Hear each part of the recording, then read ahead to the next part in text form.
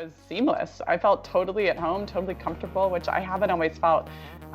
This year I was a guest on 2 other podcasts, and it was really nerve-wracking. And so. Oh, really? You were on 2 other podcasts? Okay. I was. I don't know. And then another one is totally different than what we were talking about today, but it was my first time doing that. And like I said, I felt very nervous, and like I didn't feel quite myself. And this felt very different. I think it was just your tone and the way that you set up the whole conversation felt like a genuine, fluid conversation, but with spaciousness and real deep listening. So, and I learned a lot too, which was really fun.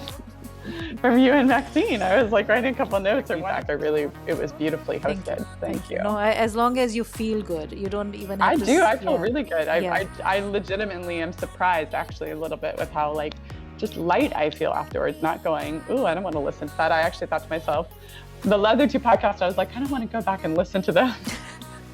No, and you're. This one, I was like, I do want to go back and listen.